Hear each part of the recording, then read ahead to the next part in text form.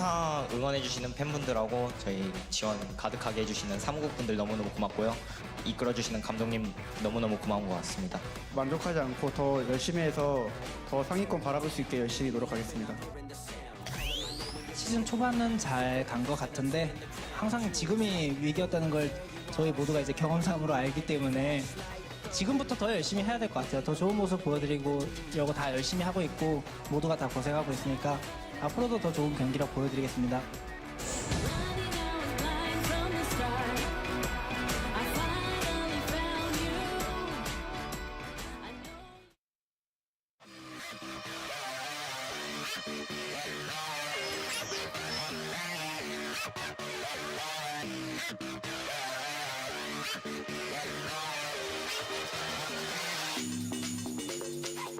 Welcome back, guys. Was a bit of a short break that we did have there, only about 20 minutes, just enough time for me and Papa to stuff our faces with a little bit of fried rice, and then get right back here on the broadcast to cast Gen G up against Hanwha Life Esports. And on paper, you think, okay, former Samsung, Gen G is really good, Ruler's popping off, he's the big AD carry, the marksman of the LCK, but Hanwha Life slowly but surely moving their way up to the top ranks of LCK. And while we may be gouging on the fried rice, it's an all-you-can-eat buffet of League of Legends the last 3 days, 18 games in 3 days, enough schedule for some of these teams. Hanwha Life taking on Gen G.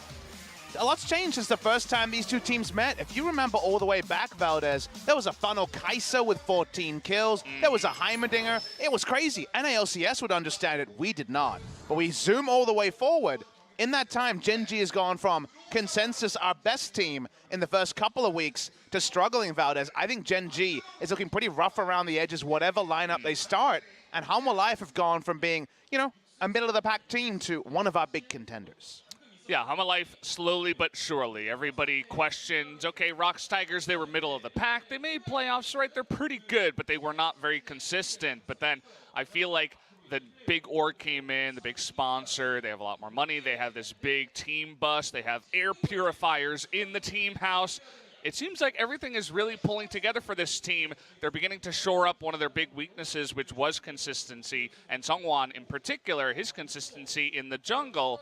And now, all of a sudden, they're a really top team here. And I actually read the team a bit differently in that I understand where you get the idea of inconsistency. I thought they were very consistent, but the lines were different. They would beat the teams below them, and whenever they would face a traditional contender, they'd fall apart. 2-0, 2-0. This season, they're winning those games. They're beating top teams. They beat both the teams in our first series, Afrika and KT, in the first round robin. If they take 2 or 3 wins off top teams, top 3, top 2, I don't think they're going to be leading the charge, but they're definitely going to play playoffs if they repeat their first round robin performance and back it up with a solid second round robin performance. Yeah, I mean, you take away those 2 wins, and they kind of look like Rocks Tigers from last split, right? So definitely a win away from playoffs. Yeah, last split. Very, very close in that time, and now we might just have them taking a spot away from one of the bigger teams, as we were talking about before, you know, the SKTs, the KTs of the world, the King Zones of the world. But either way, guys, let's talk about this matchup first off. Hanwha Life Esports over here on the left side. And getting huge cheers from the crowd. It looks like they even have more fans nowadays. The word is that around Hanwha Life, the big insurance company, is that this is the hot ticket. Everyone wants to talk at the water cooler about the esports team, and while they sponsored them in spring, not as a name sponsor, they were a minor sponsor of the Rocks Tigers. Now as the name sponsor, they got a lot to talk about. This is a good team, and not with names that really anyone who doesn't pay close attention to the LCK would know. I think if you ask an NA or an EU fan, name a player from Hanwha Life, first they would ask what a Hanwha Life is, and secondly, they would know none of their players even if you told them the names, and that is the thing that they're breaking against. But they come in third. The org made a big bet, betting on the Rocks Tigers, who were close but no cigar. This season, they look like they're the real deal. Yep, that's the point that we have up in the top right. Hanwha Life Insurance's choice was correct, and yeah, I mean, you could have looked at other teams, even Griffin coming in.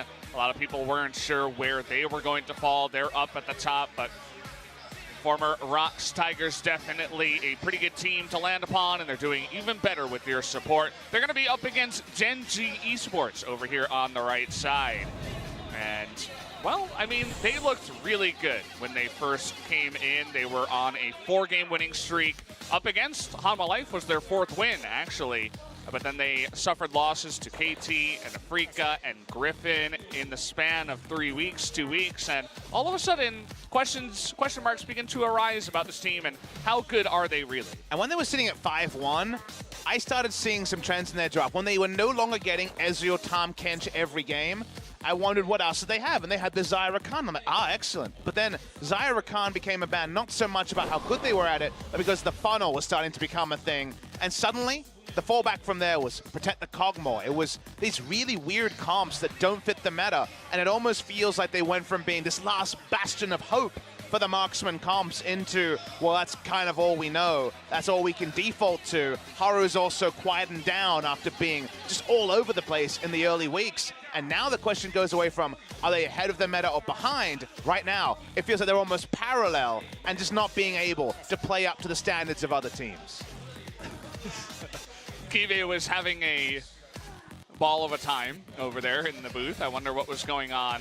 I think this is support from Hanwha Life Insurance coming on down and saying, hey, we support our team and more than just a sponsor. We come down to the studio, we help them out and cheer for them. Let's take a look at Hanwha Life Esports in terms of the numbers. Oh, we got a new stat. Yeah, her percentage. I don't even want to delve into what that means, Papa. We still don't know for sure what the Herald's gender is, so this is getting awkward, but the her percentage is 68.4%. So that means they're getting the Rift Herald and unleashing it, and Rift Herald is pretty strong right now. Where do they come up with these abbreviations? It's the first 3 letter of Herald. It could have easily been RH percentage, but instead they went with her percentage. Look, I don't know, Papa. I'm just saying, Hanwha Life Esports like to conquer Geraldine and unleash her on the map. That's what they like to do. Yeah, agreed. I'm just saying. They're really good at that, and they get a lot of heralds here on the map. And looking over at Genji in 4th place only because of 1 indicator point. They're 1 game loss behind Hanwha Life. Slowly but surely pressuring the opponents. They like to take it slow. They're kind of the better version of Jin Air. Not exactly in terms of play style, but in terms of the way that the games go. It kind of goes longer. They play for the later game, and they're using marksmen all the time, so it kind of makes sense. Their amazing stat earlier in the season was how short their games are. They were defying kind of what we were seeing. But you know what we're seeing, Valdez? Today, yesterday, the day before, the games are getting longer and longer because of the 8-13 changes. This is one of the budding superstars. It feels like Sang-yoon is known for his streaming personality, but Lauva's known for the business he does on the Rift, and he does it with innovation. He was the first Fizz we had. There'd be a Galio that he debuted in spring season. He has been their spearhead, as coined by SpoTV, and he is one of our rising mid lane stars next to the bigger names like Chovy and Yuka. Yep. I'm glad you mentioned the innovation, right? He can play the Swain, he can play the Zoe, do very well at it. Even Lulu and Talia in the mid lane. He has a couple of wins and 0 losses on those 2 picks. But 2 games of Syndra, the 1 game of Fizz, the Talon, and even TF. Twisted Fate returning into the mid lane. Did take a loss on that one, but the innovation is there, the idea is there, and he can play a lot of different picks, kind of like a mini Kuro coming up in his own right. And look, it's not Viper versus Ruler like we got the last time out, but it's basically the same. Sang-yoon, while he's played some Ezreal, he has been defaulting to Ryze and Vladimir for the majority of the season. Ruler is still saying no to those new meta picks, but they keep going on this kind of meager results recently. Maybe he'll have to change his tune. At this point, he wears it on his sleeve and says, I am the last of the marksmen. If some of those marksmen, I'm looking at the Ezreal and the Zyra, answered, the results have definitely varied a lot more. They definitely have.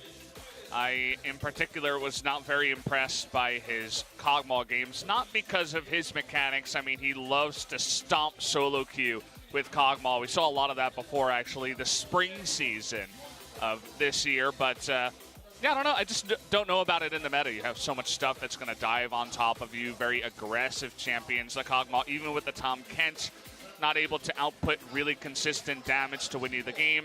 I feel like the slipperier, more slippery 80 carries, that's a better way to put it, are better in this meta, right? The Xayah, the Ezreal, if you're going to play one that's going to stand and deliver, probably the Varus would be your best bet, maybe not the Kog'Maw. So we'd like to see him return to some of those picks that you do see down on the bottom side. Even the Ashe showing pretty good play there for him. They get hurt in the drafting phase, though, Valdez, because the flex picks don't mean as much when you know that Ruler will only play marksman. So they don't pull off red side drafts as well as everyone else. They open up on red side. We're going to get into it in just a moment. Here we go. Hanwha Life Esports going to start on the blue side here with Gen.G on the red. Lava, he's the only one wearing the jacket. He's kind of copying Faker there for his team. Faker, the only one that wears the SKT jacket. We're just lucky that it's short sleeve shirts as a uniform because it's hot in Seoul and also here at the Nexon Arena. The Gen.G bans, will they just be the stock standard or will they have to get more targeted against Hanwha Life? Red side bans recently, if you're just joining us for the first time in a couple of days.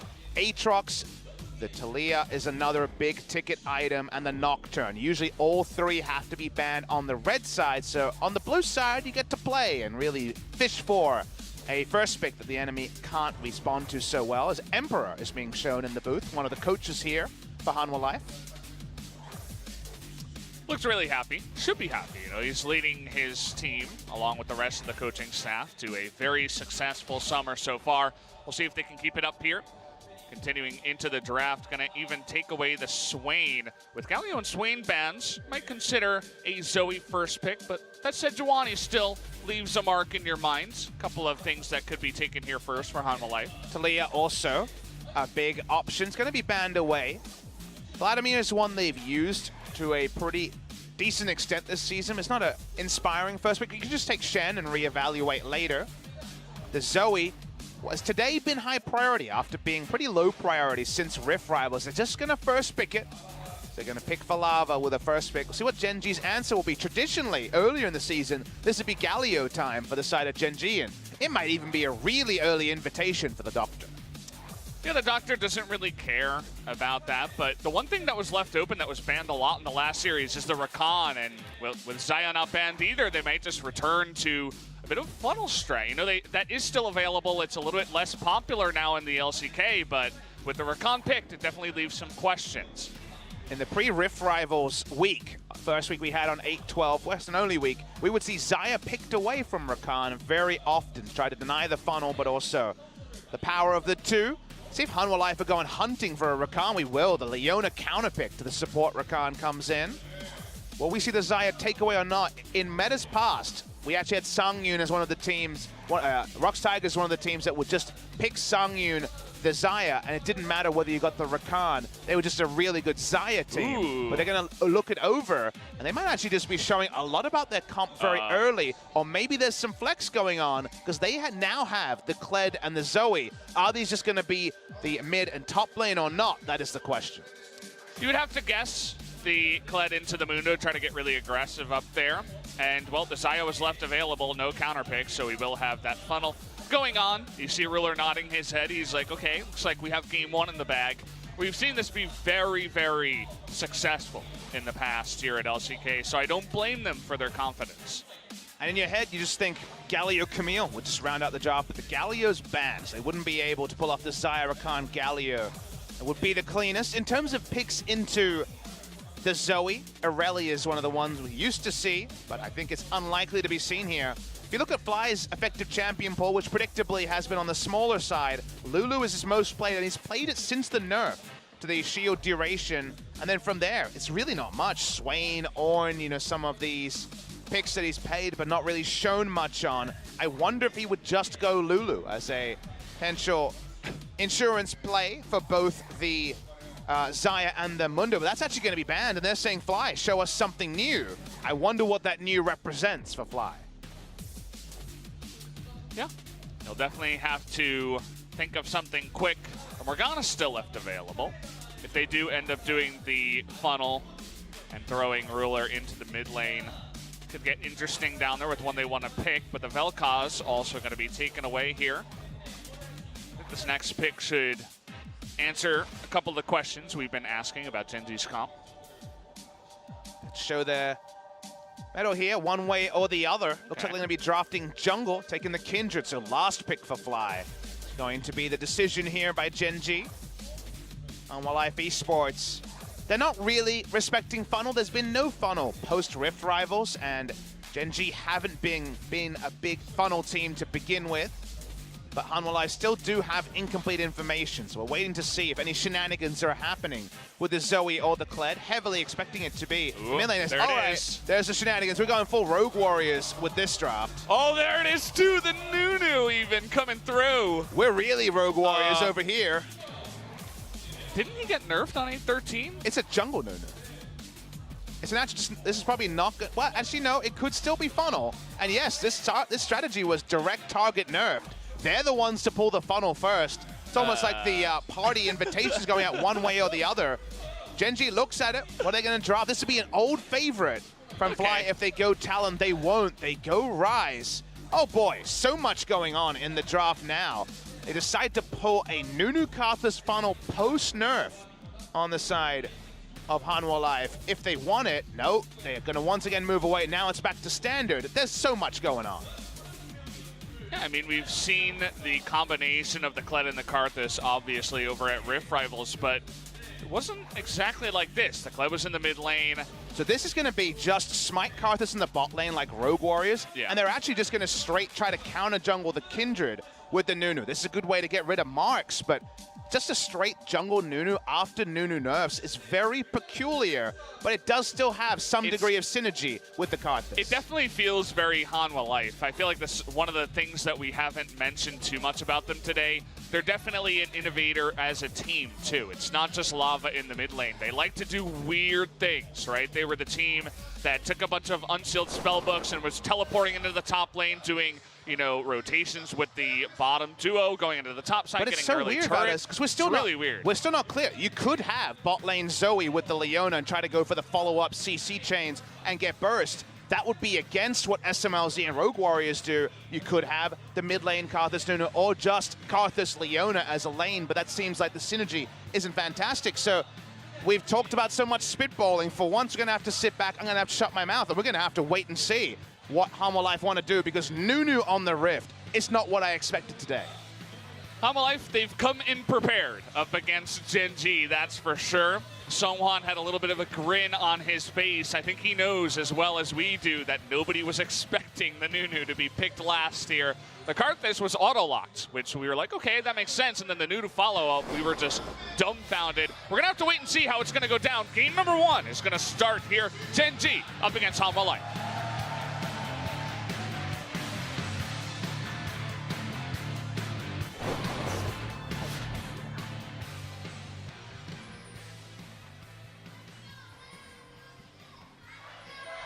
생성까지 30초 남았습니다.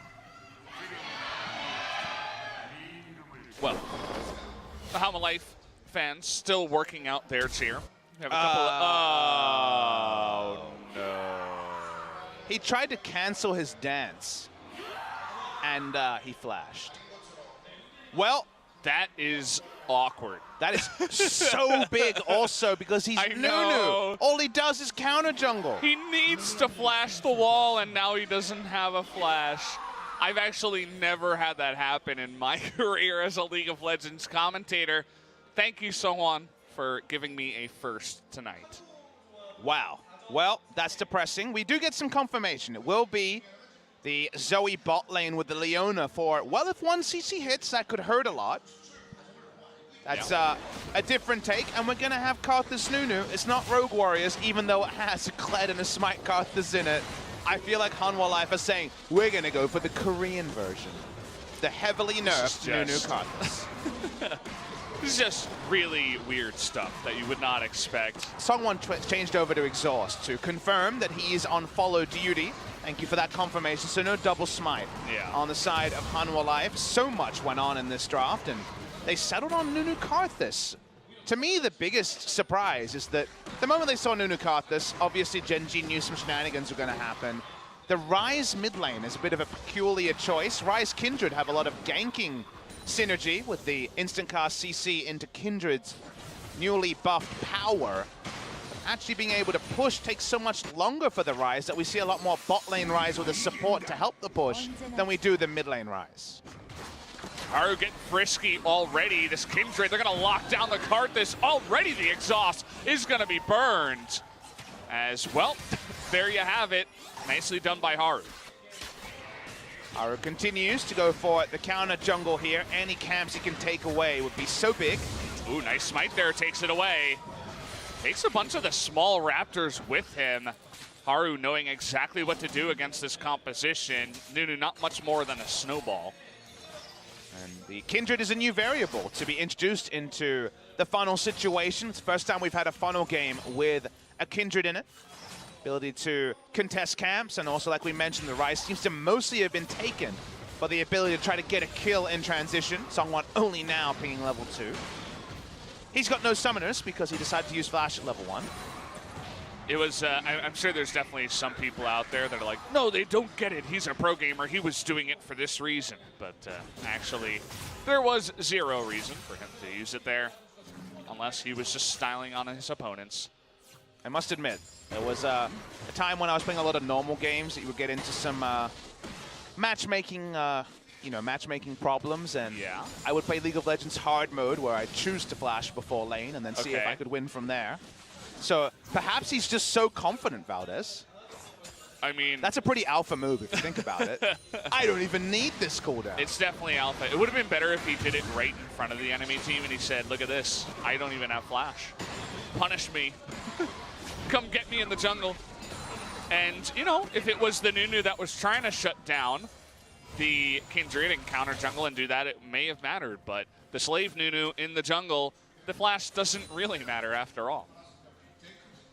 Yeah, he does spare his blushes. We've had exhaust heal Nunu run around the Rift once this season. So I like it. I don't know. Maybe he was just frustrated that he didn't get a heal, so he just wasted his flash. Yeah. We have to make these wonderings because we did have that crazy moment as first buy comes in from Ruler. He doesn't want to deal with this Zoe rubbish, and he's rushing his way towards ostensibly a Hex Drinker. That's what the two items would build into. You'd have to think that he is picking that up. And meanwhile, Haru just having his run of the jungle, looking for another mark here is, oh, he misses the smite and it goes over to Songyun. It's actually a big mistake. You definitely do not want to give up that mark at this point in the game. And interestingly, Fly did not buy a tier on his first back. He's got 2 Sapphire Crystals. You know, that's more mana early, so I guess you could do more damage with it, but I feel like we've had to squint at least 3 things this game, more than you might expect. Yeah, you know, a lot of squinting going on here for us. Kind of hard to see what's going on. The flash on in, and the Karthus ultimate means Ruler is going to go down. First blood goes over to Songyun, hitting level 6 just on time. Well, the last of the AD carries got dunked. Only way to put it, they had level 6 already on the Karthus. The fun in the funnel is returned by the Requiem. And goodbye, Ruler. Double summoners, triple summoners down in the bottom lane. Even the Guardian Shield, even everything that Rakan could do to help him out, the heal coming through, it didn't let him win in the end. He just gets caught by the trouble bubble under the turret, and that was enough to take him out. You can see what's happening, the power of this kind of composition. Lava just using that extra flash he picked up to push him out of lane. Let's take a look at that again. Remember, he is full health. He even had overshield on before this started, and then he's dead because Core JJ walked away, and unfortunately, his Bay, Desire, she goes down. What a lot of fun it is to lane against the Zoe and Leona lane.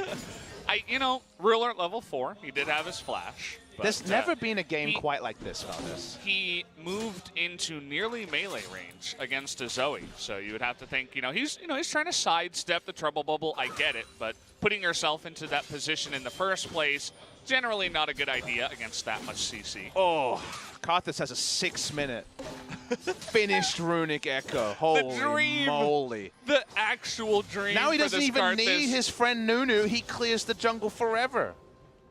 This might be the first game we're going to have here, because I know that while this was really popular in the beginning of summer, Karthus was something like 0-6, right? It was seeing no success. This might be the first game where we see the reason why teams were picking it so much in the beginning, because if the Karthus gets ahead like this, then you begin to have a bit of a problem. We're sitting here just over 7 minutes, 84 CS. He gets first blood too. He is going to have so much gold. You have no idea what's going to happen. Again, to be clear, the change, though, was that before you would get a big amp on the ability power, 40% bonus AP, but capped. Now it's 20%, so you can get to the same value, but Karthus needs to be stronger. The Nunu buff provides less early. Yeah. Because of the percentage scaling, so the Nunu part definitely helps him less, but eventually it will reach the same equilibrium. And there is some AP scaling, but probably doesn't matter, because probably not going to see any Nunu AP come out this game. Yeah, you know, I wouldn't expect it. I wouldn't hold my breath, Papa. Lava, here we go. This is what happens. Okay, never mind, nothing happens. If the Leono's level 6, maybe then something happens. But CoreJJ with Cleanse still available. Says, no, well, you can't kill me. You got to go for Ruler. And there it is, the flash in. And even the ultimate Ruler doesn't have his to get out of there. But actually, Lava burns his stopwatch and is not able to do much in the fight. Nicely played by CoreJJ. The interrupt there was really, really important. The stopwatch, like you mentioned, was another in a littering of failed button presses. Can we just pause and check out these keyboards? I don't know what's going on today. It's definitely very weird. This is not normal. And, well, okay, they're going for the engage this time. You can see just how confident Lava and Key are in the bottom side. Looking for that paddle star. Unfortunately, minions are going to shut down that dream. Ruler's having just the littlest fun. Look at this, another zoning Hex Flash just to threaten a Zenith Blade. He used ult to proc the Xayah ultimate, in case you guys are wondering. So bot lane seems like a disaster in terms of at least the fun experience. Yeah. I mean, even if you don't kill them, you just push them out of lane, because now no cleanse on the Rakan, no ultimate flash or heal on Ruler means that they essentially have to give up that one wave and back before they can do anything. So ahead in the lane in the bottom side by just a bit is the Zoe and the Leona, but really the star performer in this game is the 123 CS Karthus at 9 minutes and 40 seconds. We'll see just how out of hand this Karthus can get. I don't know, I've never seen a Nunu blow flash at level 1 with no threat and play better than Songwon has. So I think he's also a trailblazer about us. He's got his flash back up. You won't even expect this one at all. You think it's just down the whole time. Haru, you know, he's trying his best to do something on a real jungler, and he is just having fun at this point. Haru trying to take that ridiculously early Rift Herald. Not sure if he actually wanted to go for it, but right after 10 minutes comes in. He's in the pit looking for it. 60 damage. I wonder what that was, a snowball on an auto, perhaps? Level 1 snowball doesn't do a lot of damage. I think it's like 30 damage or something. Okay, Lava's just soloing Ruler here, trying to flash forward, gets the flash out of Ruler. In the end, that's actually a really good trade. It's awesome. They can just Zenith Blade and just wait for the feathers to fly, or ult, and then wait for the feathers to fly. I mean, they just have total control over the spot lane. You can see just how far back they're playing. The ultimate is ready to go here from Key, and oh, if he hit that, CoreJJ with no cleanse probably was going to die. Fly here with the phase rush is going to shake off that exhaust and back away. Someone looks like he's going to die, and the Genji fans go wild. As finally, on the board now is Genji. Confirmation his flash was available. Chose not to use it. There's always better times, Valdez. In the bot lane. Yeah. Ooh. So if you're wondering why this game has gone this way outside of the things we can't explain, do remember that Ryze had a lot of nurse to wave clear, so Karthus had a very long leash to just clear camps and not get pushed in. That's why we see a huge amount of farm onto Songyun. Weird that Songyun is the Karthus player, but that's how things go these days. Songyun's level 10, by the way. Getting close to level 11. This is definitely a level you want to keep your eye on. Okay, they want to start a fight here. Linderon going for Haru. He's just going to flash and hop over the wall. The flash in, though. They really want to kill this Kindred here. Lavender Spite is going to get off, but there is just no help from the rest of his allies. Down he does go. At least they were able to take that Rift Herald. This is a 5-man rotation from Hanwha Life, and all they get is a kill and lose the Rift Herald. So it seems hashtag not worth on this one unless they can make a map play They seem to be backing away. The bloodlust is real, and we can compliment them on it, but the play seems very half-baked. I mean, you give a lot of space over to Ruler in the bottom side, too, to just push in a wave, get a very nice back. They give away the objective. They don't collapse early enough. The why is the question I have. Why are we ultra diving onto the Kindred after Rift Herald is down? Ruler's just asked the same question, says, screw this, and goes back to the bot lane to pushing. Okay. This game has probably been the most insane 13 minutes we've had. You know, amongst all the crazy amount of games you've had to cast recently, it's nice to have a very entertaining one like this, rather than the bit of a snooze fest we had in Game 1 of the earlier series tonight. And now he's level 11 with a Morellonomicon. So that's probably half of Ruler's health, if not more, in the ultimate right now. He does have the Hex Tech, or rather the Hex Drinker, though, so that's going to be very important and a good pickup here for Ruler for surviving. AD carries are always very proud of their items. You can think of previous metas where people wouldn't give up item choices. For example, Double Lift in the early Vayne days was a Bloodthirster-only rush, and Blade the Ruin King, which we saw in Korea, he was very slow to pick it up, thought it was trash. You know that Ruler is tilted, that he has to rush a more, but right now he's got most of a more of Malmortius and Merc Treads as the Xayah. Inelegant, I guess is what I would say about the build, but necessary against the just huge amount of magic damage. However, if Lindaron can do his best super carry Doinbeat performance, who knows? Maybe she'll have some physical damage to respect as well. Yeah.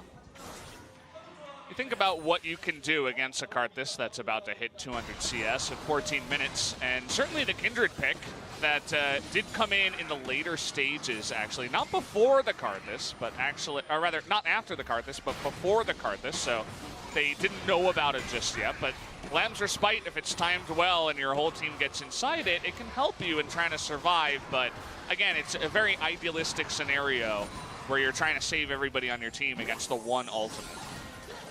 He's going in again. Oh, the Panel Star is going to miss, though. Lava not in range, and, well, we can see how much damage it does. A lot. It's a lot, especially to Kortejay and Haru, who don't have any. What the? What is going on, man? I don't even know what to say. What the?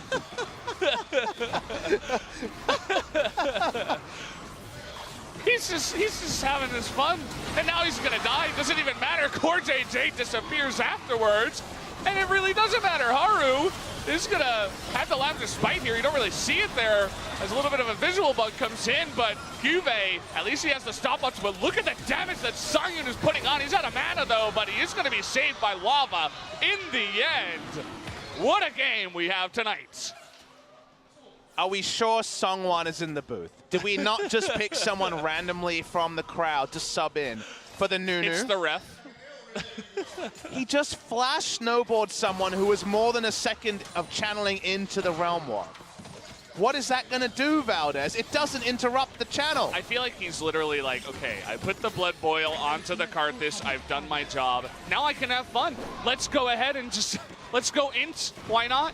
Let's watch the replay of this super play. The two flashes Songwon has used have been both incredible. This is sadly after his amazing outplay on the flash snowball. And this is Lindaron coming from a flank, exactly what you want to see. On the Kled, they have a lot of damage early. They're able to bully away Fly and Ruler. So much of the damage is trivialized because they can't get to the fight. Oh. This is a video game. If there's ever been one, this is one of them. This is definitely one of them. I mean, Karthus is sitting in 3 people, and everybody has to run away. It's 223 CS, 16 minutes, and he's level 13 with 2 items. By the way, he has a lot of gold. We'll see what he does pick up when he does eventually go back. He's been on these 2 items for the last 4 or so minutes. So I think Sorcerer's Shoes would be nice, but maybe you don't go there. There's actually an insane amount of magic resist on the enemy team already. See what Ruler does by. It could just be Stormrazor with a Hex Drinker. How much damage did Nunu do? Yeah, 237. Yeah. They never got the Drake Hanwha Life, despite picking up the kills. They had to back away. Everyone was on Slivers. You never want to be on Slivers. Sounds like a bad place to be. It does look like they will pick up this Drake eventually. Guys, can we please take the Drake already? Thank you. Genji gonna pick up their second of the game. This has been a funny game. Yeah, I've been having fun with this one. Sork Boots and the needlessly large rod was the pickup here for the Karthus, for you guys who were not looking at the items. He's certainly decked out. He is ready to roll on this Karthus. The Zoe, quietly, 3-0-2 from all the great Leona plays we've seen from Key. What happens next? Will Key go on and build... what will he build, I wonder? Zeke's Convergence seems insanely low value, although maybe the Nunu will flash in for some Zeke's Convergence autos. Yeah. Not the strangest thing, maybe not even top 3 strangest thing that happened this game. Yeah. Looks like he's building towards a, what is that item? Redemption. Definitely will help out. You know what's the best thing about Redemption for this Nunu? Yeah. After he dies, he can still use it. Yeah. Doesn't matter if he's dead. It's actually the perfect item. Exactly. Yeah. Picking his items well here is Sungwon. You just got to know which side your bread's buttered on, you know? You just have to imagine, like, your coach is like, okay, son, you're going to be on the Slave Nunu tonight. And someone's just like... In that case. I mean... Do you mind if I flash at level 1 and, in general, just troll the entire game? It's not going to matter, right? Coach is like, yeah, go ahead. It's fine. Let's rate his flashes. We're going to have to order them after the series. 1 and 2 have been bangers, so I'm ready for number 3. Yeah, off the charts for sure. Some of the best flashes we've had here in the LCK. Linderong is actually having trouble in the top lane against Mundo. Low-key, just off to the side. Nobody really cares about that matchup so far. The Kled can get item timings, but its execution is going so awkward for Kled that has interrupted the Titanic Hydra. He also has had never a jungler topside because they don't really have one. So, unfortunately, Linderong has been just taking a lot of harass from the Mundo and not being able to return it. I think he's much more about the teamfight flanks than anything else. Now, Kive did go down in the one fight earlier. We'll see if he can actually put a stop to the Karthus. Maybe he can try to zone him. I'm not sure that the Karthus is really going to care, even if he does die in the fight. You know, that's part of the reason why Karthus is great, because you can build him extremely squishy, and it just does not matter. That's why when you were talking about the Lamb's Respite usage, I think it's actually really hard to use Lamb's Respite against Karthus unless you pick him at the start of a fight, because otherwise you're all at 300 health after the heal and die to Defile, or some of the Skittles, the wall will screw you over, so there's not a lot of good ways to fully disengage. But yes, in the ideal circumstance where he ults after a fight had ended. It's very idealistic, right? On paper, you might think, oh, it's the perfect counter. It just doesn't kill us. But also, Kindred has the most no items at the moment, so not even a Hex Drinker to her name. So it's going to have to be an early ult. Interesting about that QSS that he did pick up. Well, he does get just owned by Trouble Bubble and the Leona pretty hard, so Get you some extra understand MR, right? Just an awkward time to pay the tax. You don't feel good about buying the QSS in this particular point. Karthus should have Death Cap on his next back and will be super duper scary. But is there an amount of magic resist where Karthus and Zoe can be answered? Because right now the Kled is not having the impact you might expect. I was waiting for someone to flash forward. Hey, that could have been a kill, you know, one snowball and maybe just Songyun comes in and kills him. But the genius now Sungwon is, if he ever actually pulls off an aggressive play with the flash, no one will see it coming. I mean, you know, could definitely work out for him. In the end, the Karthus will be the hero of the fight when actually it was Sungwon's perfect flash engage.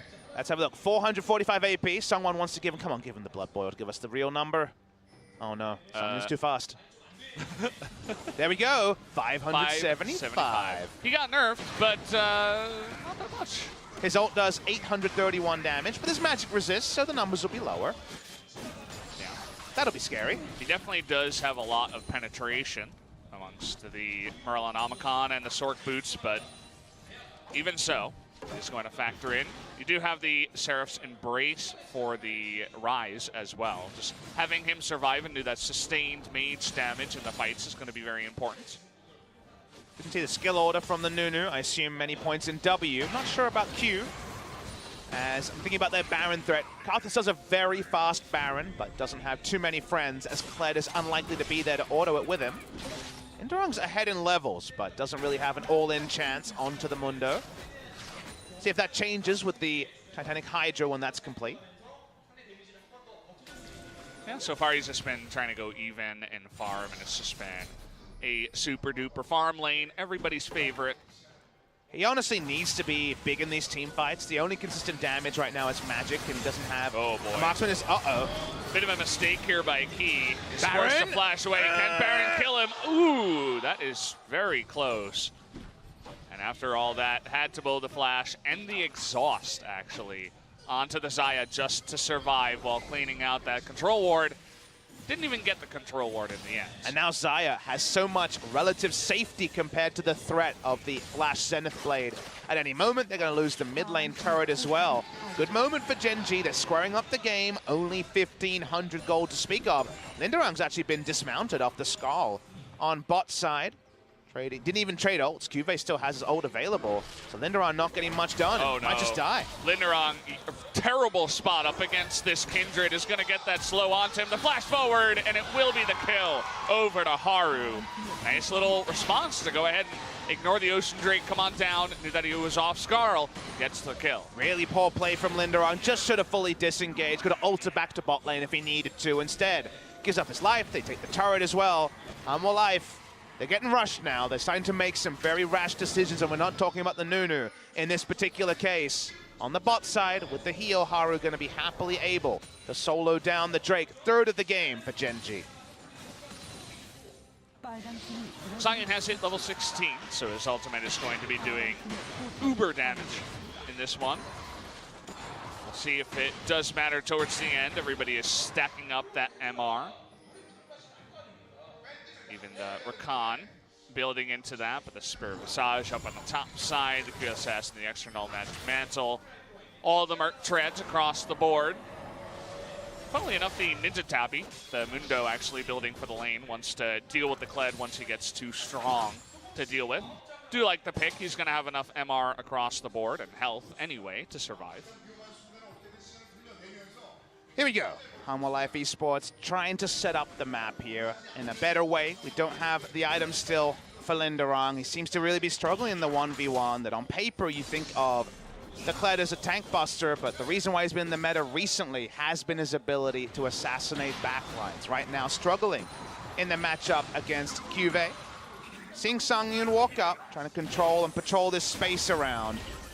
Nice trouble bubble hits, but Ruler, he's got the more Storm Razors, certainly not a huge build, but he needs it for this game's Haru. Okay, Haru's gonna be caught up here. Nice dash away though. He's firing onto Key. He's gonna just knock him down. Kled goes into the back line, but Haru says nuh-uh with the Lamb's Respite. There's the ultimate, nearly takes out Haru on the back side. Sangyun only ulting in that fight, but you can really feel his presence. Ruler had to heal to keep his ally alive, so they certainly respected the damage output that could come out. They've DPS'd out Haru. He has to recall. But Hanwha Life don't have the Baron speed to turn onto it, and no Karthus ultimate. If they're going to turn onto their enemies, actually they take a breath, they back away. Gen G overall able to do fine in that particular engage. Yeah.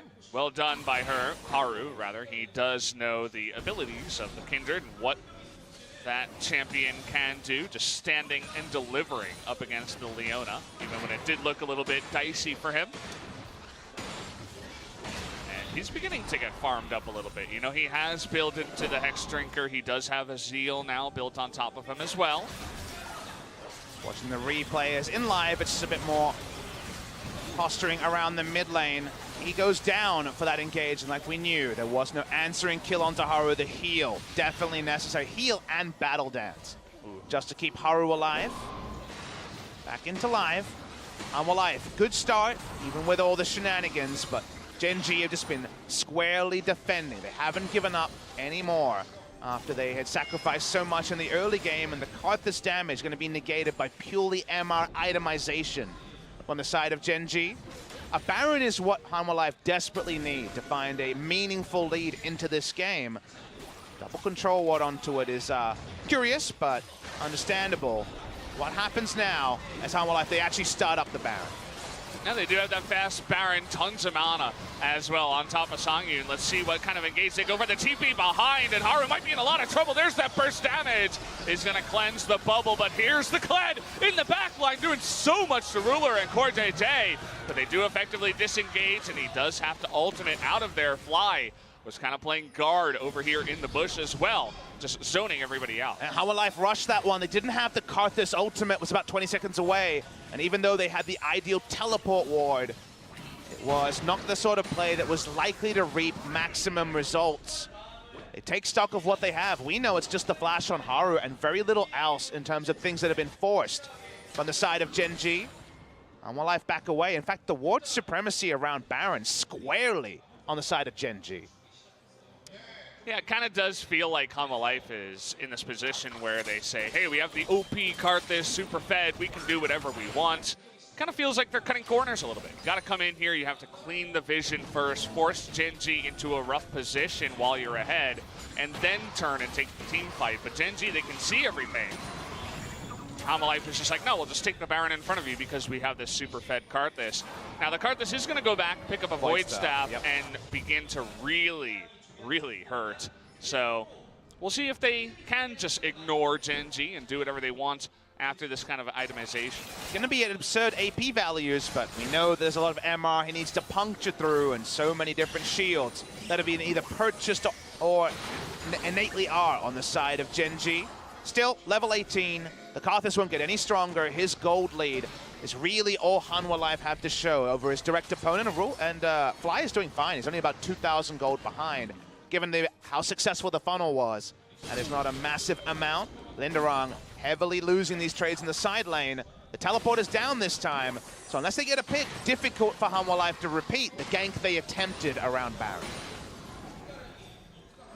Well, it seems like they're looking for a play towards the mid lane. They do have this Zoe, which, again, very quietly behind the Karthus is trying to pick up her own items. The Void Staff completed, as well as a needlessly large rod and a blasting wand. The old Death Cap builds coming in here.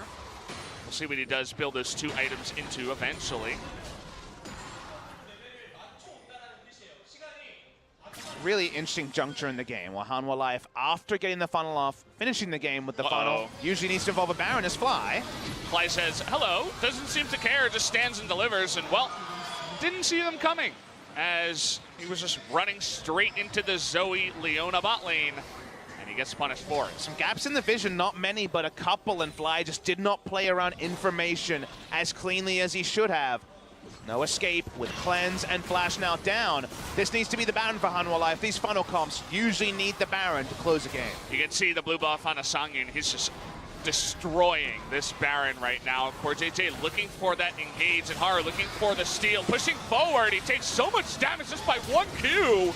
Is he gonna hop over once again? They zone out Cube, and it's actually gonna go over to Zoe here. Haru getting so low, and here's the ultimate, but the flash over by Lava even, and Core JJ nearly gonna go down here to the trouble bubble after the ultimate. They try their best, but Hanwha Life pick up the Baron. That Baron goes to the side of Hanwha Life. So much happened. Haru tried to flash over and Lamb's Respite to keep the Baron alive. Didn't actually get it in range. The Baron dies before he can make the play. The smite was always going to be higher from Songyun because he's level 18. It was really close, but man, the Requiem did just absurd damage on the back end. So watch what happens here. Haru tries to jump over to try to contest as the Mountain Drake is taken picture-in-picture. He has to go out. Lamb's Respite does work on Baron if you get it in the AoE. He flashes in too late. Flash Lamb's Respite is to keep the Baron alive. Isn't able to do that. Even though it kills no one, through a locket, it almost one-shots Core JJ. Core JJ not having the most fun game this time around. He's desperately trying to build more MR after that fight. Has a stopwatch too. He's like, I will not die in the next fight.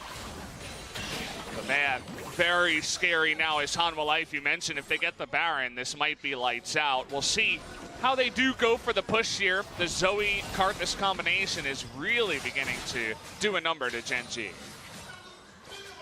They have the Baron now that we know they needed. They have no true siege. They have poke, but not actually turret damage easily when it comes to the range of these champions. They push up again. A dive would be risky. I don't think they want to do that, but Linderung finally with the Baron doesn't have to respect Cuvée and the amount of stall the Mundo has put on so far this game. Yeah, Linderung finally happiness found in this game.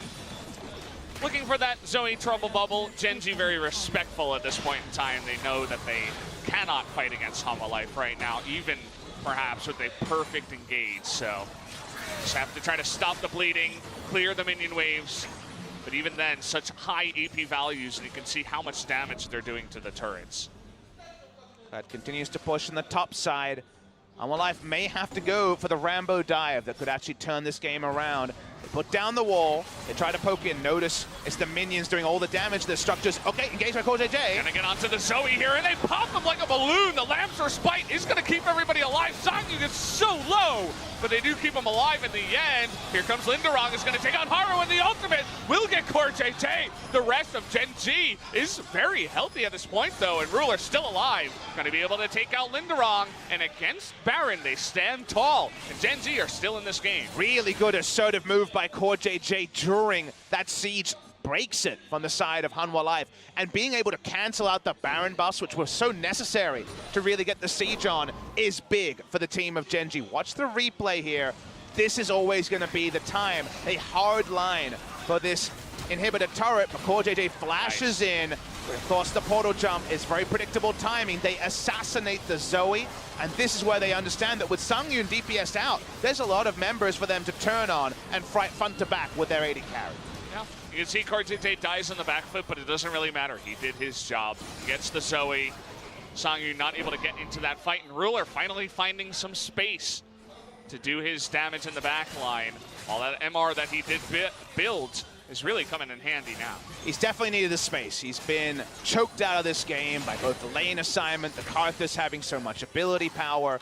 It has been a very tricky game to play the marksman in, as so many different people have found out. The Heimerdinger warps the bot lane. We've seen Brand as the carrier in the bot lane. So much crazy stuff has happened that being able to play so many different matchups may not be up to the champions yourselves, but definitely testing different parts of the gameplay of the usual bot lane mechanics. Yeah, you can see the damage here. Definitely tells the story of the fight. 168 for the Zoe means that it was probably just her W doing damage to the Rakan as he moved in. And that's not what you want out of your Zoe. If she's doing consistent 2,000, 3,000 damage, Hanwha Life should be winning the fights. Turning to the scene of the crime. This time, no flash onto CoreJJ. Does have plans.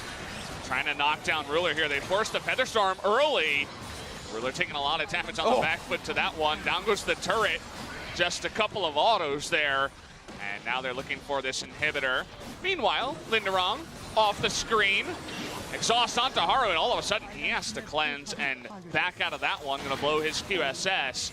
Looks like Hanwha Life should be able to take this one, but very, very slow about it. Safety first is the name of the game here for Hanwha. Well, Sangyun's the one that has to auto-attack, but so difficult. Here we go. Look at that Q on a fly. He takes so much damage. Saracen Embrace is going to be procced here. Another Q on a Ruler, and there's the ultimate coming in here from Linderung. The Lambs are spiting a huge amount of damage from the Karthus. It's just going to zone everybody out, and Lava on the Zoe is able to do that follow-up damage. Down goes the Mundo, and Hanwha Life finally find their team fight. Yeah, this time they couldn't pick off the Zoe, which means she's able to put out the damage that Karthus needs to just finish off a couple of kills. Teleport going to come in from Linderung. Hanwha Life want to finish the game on this push.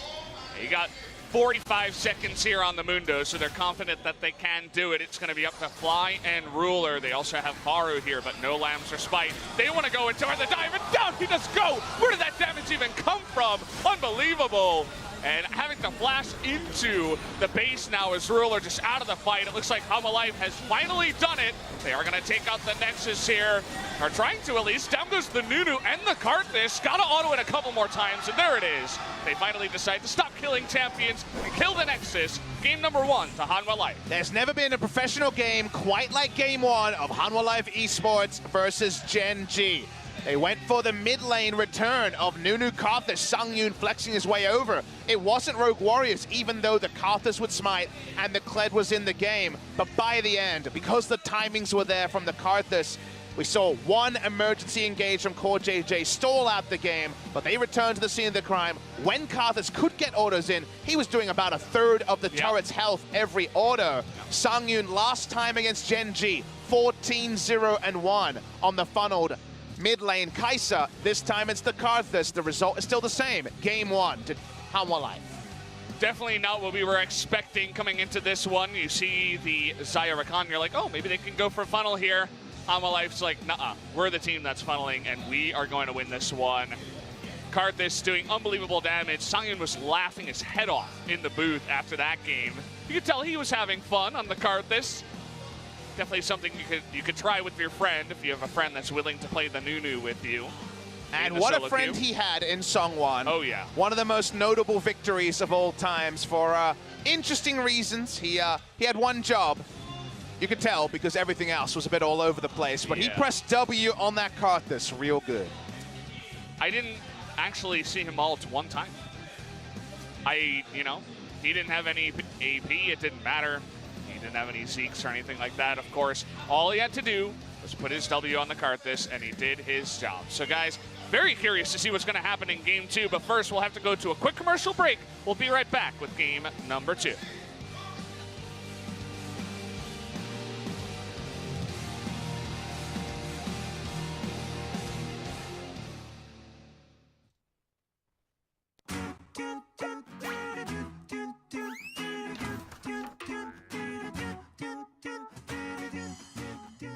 안녕하세요. 2018 LCK 썸머 스플릿에 다시 돌아온 LOL 신문 10답의 박지선입니다. 오늘은 새로운 이름과 함께 더욱 멋진 경기력으로 돌아온 팀 젠지의 보듀오 룰러 선수와 코어 장준 선수가 함께합니다. 안녕하세요. 저는 젠지에서 원딜을 맡고 있는 룰러 박재욱이라고 합니다. 반갑습니다. 안녕하세요. 저는 젠지 스포츠의 서포터 코장전 조용인입니다. 개인 연습으로 살짝 휘둘러 봤는데 꽤 아프더라고요. 그래서 고통을 최대한 줘보도록 하겠습니다. Let's get started. First, you guys officially rebranded to Genji, right? So can you introduce your team and yourself?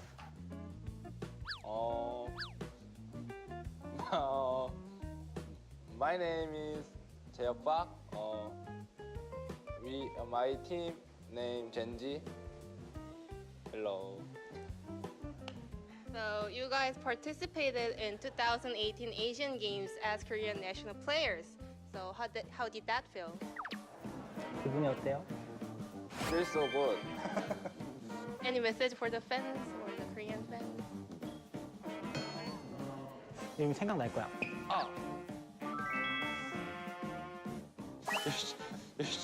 열심히 하겠습니다. Do you know there's a really famous meme about you? So there's a picture in the World's Final. You won. 이거 장면 아는지. yes.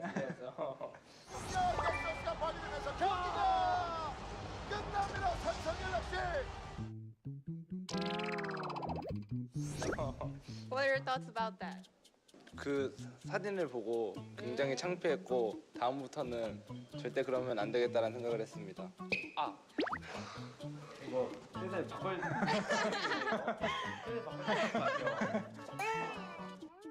This is a start of Summer Split, which is really important to get qualified for the World Championship, right? So, is there anything you want to say to your fans? We go world. Then, is there any last message you want to say to your teammates?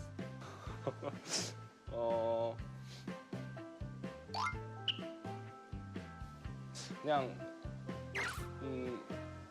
저랑 같은 화장실에 쓰는 사람들이 있는데 그런데 화장실 좀 깨끗하게 같이 썼으면 좋겠어요. 수건을 막 떨고 놓는다든지 막 좀 냄새가 나서 화장실에 좀 눈 좀 보고 이걸 보면은 좀 같이 좀 깨끗하게 썼으면 좋겠습니다. 죄송합니다. So, who's responsible for that? H, she. Okay. 나 진짜 쓰러져. 맞으면 진짜 오늘 정신 나가겠다. 나가면 애들. There are a lot of fans supporting for you guys, so is there any message for them? At first, I'm I really thank you for always cheering us. So I'm gonna try my best for win. So please keep cheering me and our team. Okay. Then any other message for your teammates? This is just started, so we 오 마야. 유명이지.